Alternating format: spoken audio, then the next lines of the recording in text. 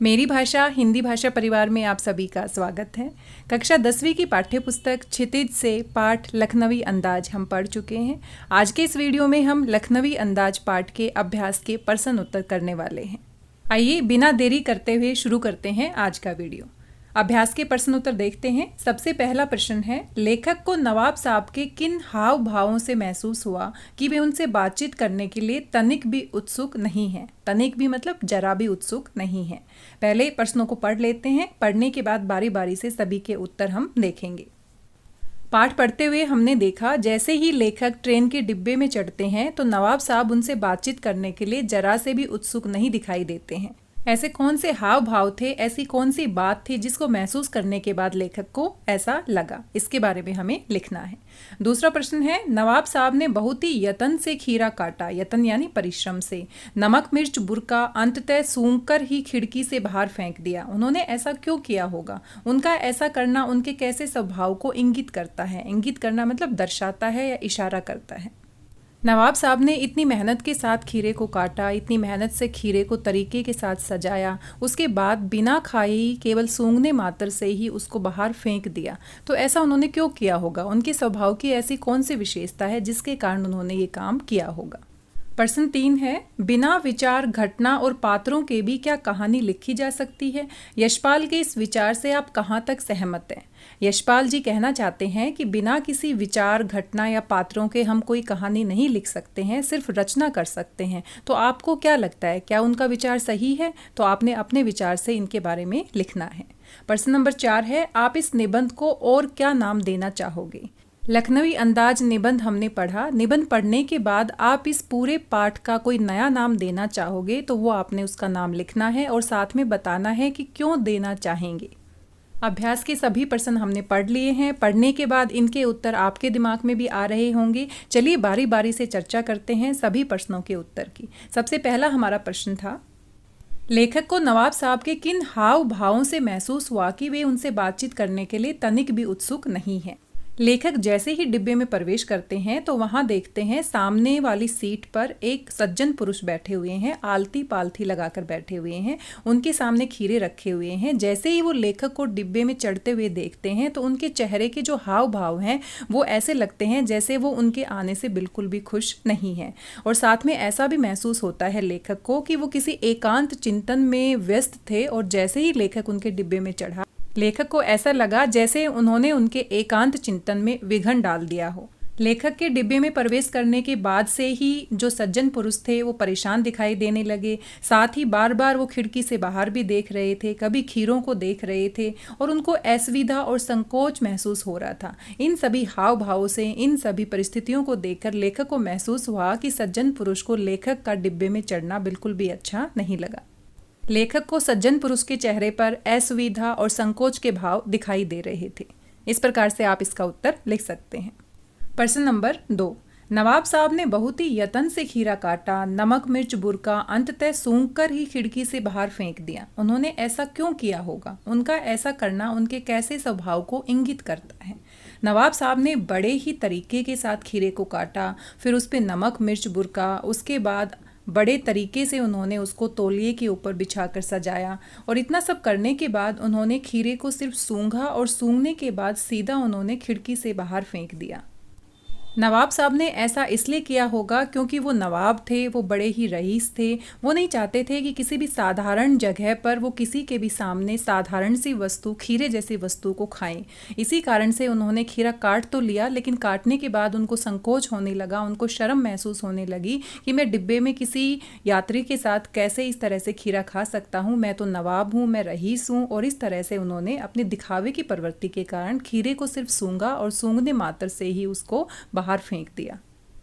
ये घटना नवाब साहब के बनावटीपन और दिखावटी स्वभाव की ओर इंगित करती है। अपने इसी स्वभाव के कारण उन्होंने लेखक को देखकर खीरा खाना अपना अपमान समझा। उन्होंने खीरे को सूंघा और सूंघने के बाद उन्होंने उसे खिड़की से बाहर फेंक दिया। आइए अगला प्रश्न देखते हैं। बिना विचार, घटना और पात्रों के भी क्या कहानी लिखी जा सकती है? यशपाल के इस विचार से आप कहाँ तक सहमत हैं? लेखक के इस विचार से आप कहाँ तक सहमत हैं? इस प्रश्न के उत्तर में आपने अपने विचार प्रकट करने हैं कि क्या बिना विचार, घटना या पात्रों के भी कहानी हम लिख सकते हैं? कभी कभी ऐसा होता है कि किसी कहानी की रचना करने के लिए हमें पूरा सोचना पड़ता है किसी बड़ी घटना के बारे में, पात्रों के बारे में, लेकिन कभी कभी कोई छोटी सी घटना, कभी कभी कोई छोटा सा पात्र भी हमें कहानी लिखने के लिए मजबूर कर देता है। इस पाठ को आप देख सकते हैं। इस पाठ में एक छोटी सी घटना लेखक की रचना का कारण बन जाती है और हम ये निबंध पढ़ सकते हैं यहाँ पर। तो लेखक का ये मानना है कि कोई निबंध या कोई रचना तो हम कर सकते हैं लेकिन कहानी नहीं लिख सकते। तो हमारा मानना है कि ऐसा बिल्कुल सही नहीं है, क्योंकि हम कहानी भी लिख सकते हैं। कोई भी लघु कथा या छोटी कहानी हम किसी भी घटना या पात्र के आधार पर हम लिख सकते हैं। लखनवी अंदाज निबंध में भी हमने देखा कि नवाब साहब खीरे को कितने सलीके से काटते हैं, फिर उनको सजाते हैं और फिर सूंघने के बाद ही उनको फेंक देते हैं और ऐसा दर्शाते हैं जैसे उनका पेट भर गया है। जैसे नवाब साहब का पेट बिना खीरा खाए भर जाता है, वैसे ही कभी कभी बिना पात्रों के, बिना घटना के भी हम कोई कहानी लिख सकते हैं। ऐसा नहीं है कि बिना घटना या पात्रों के हम कहानी नहीं लिख सकते। कोई भी छोटी सी घटना घटित होती है तो उसके आधार पर भी हम कोई कथा लिख सकते हैं, लघु कथा लिख सकते हैं। यशपाल जी का मानना है कि हम कोई कहानी नहीं लिख सकते लेकिन रचना लिख सकते हैं। लेकिन हम कभी कभी ऐसी लघु कथाएं भी लिख सकते हैं जिसमें कोई बड़ी घटना नहीं होती, किसी विशेष पात्र की चर्चा नहीं होती, लेकिन हम किसी भी स्थिति को दर्शाने के लिए कोई कहानी रचना कर सकते हैं।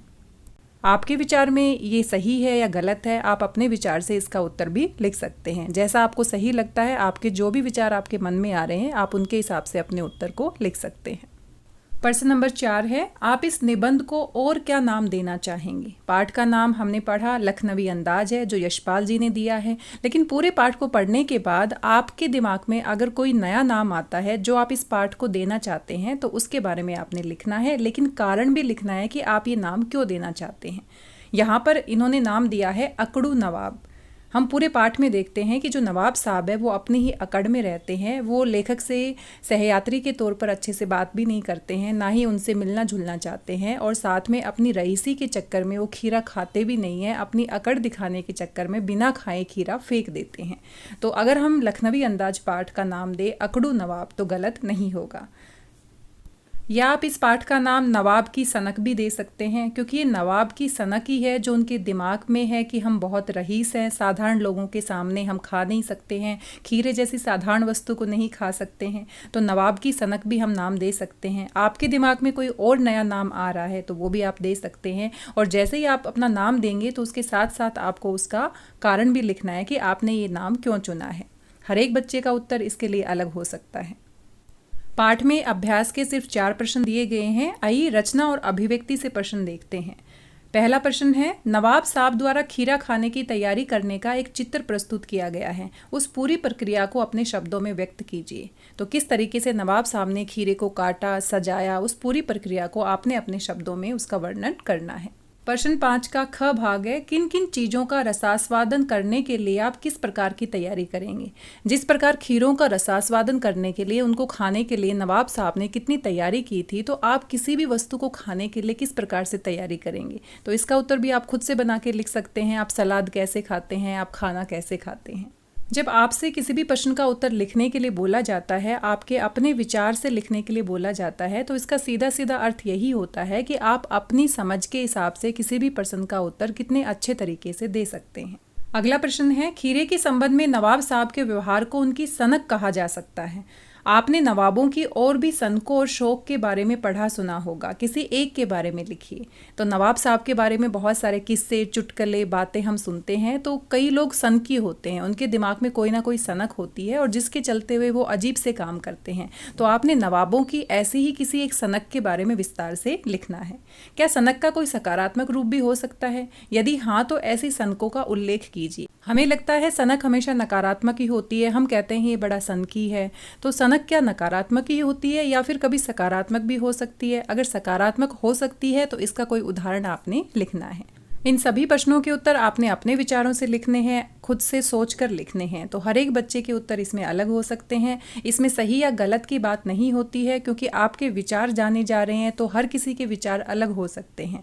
तो जो भी आपके दिमाग में आ रहा है, जो भी आपने सुना है या फिर किसी से चर्चा करके इसके बारे में डिस्कशन करके आप अपने प्रश्नों के उत्तर लिख सकते हैं। आइए चर्चा करते हैं इनके उत्तर के बारे में। नवाब साहब द्वारा खीरा खाने की तैयारी करने का एक चित्र प्रस्तुत करना है, तो ये तो आप बड़े अच्छे से लिख सकते हैं। जो जो बातें होती हैं उसको अपने शब्दों में आपने अच्छे से लिखना है। ख भाग का उत्तर भी आप बड़े आसानी से लिख सकते हैं। जैसे हम गाजर, टमाटर, मूली, सलाद खाना चाहते हैं तो उन सबको अच्छे से पहले धोएंगे, धोने के बाद अच्छे से चाकू से काटेंगे, काटने के बाद नमक, मिर्च और मसाला डालेंगे और फिर अच्छे से सजाकर उनको खाने के लिए तैयार करेंगे। तो इस तरह से किसी भी वस्तु का आप रसास्वादन करना चाहते हैं, उसका आनंद लेना चाहते हैं, तो उसकी तैयारी आप किस प्रकार से करते हैं उसके बारे में आपने लिखना है। इस प्रश्न में हमसे नवाबों की सनक के बारे में पूछा गया है। तो आपने एक कहानी सुनी होगी, पहले आप के चक्कर में रेलगाड़ी छूट जाती है। इस कहानी में भी नवाबों की सनक को दिखाया गया है, क्योंकि नवाबों में आदर सत्कार करने की, शिष्टाचार की एक सनक होती है। और एक बार ऐसा होता है कि दो नवाब आमने सामने टकरा जाते हैं और जैसे ही रेलगाड़ी के डिब्बे में चढ़ने की बारी आती है तो पहला नवाब दूसरे नवाब से कहता है कि पहले आप चढ़िए। दूसरा नवाब आदर और सत्कार की वजह से पहले नवाब को कहता है कि आप रेलगाड़ी में पहले चढ़िए, और कोई भी मानने को तैयार नहीं है और इस चक्कर में रेलगाड़ी छूट जाती है। दोनों नवाब वहीं पर आदर और सत्कार की सनक की वजह से वहीं पर खड़े रह जाते हैं। तो ये किस्सा है जो हम सभी ने सुना है। अगर कोई और नया किस्सा भी आपने सुना है तो उसके बारे में भी आप विस्तार से लिख सकते हैं। अगले प्रश्न में हमसे पूछा गया है कि क्या सनक का कोई सकारात्मक रूप भी हो सकता है?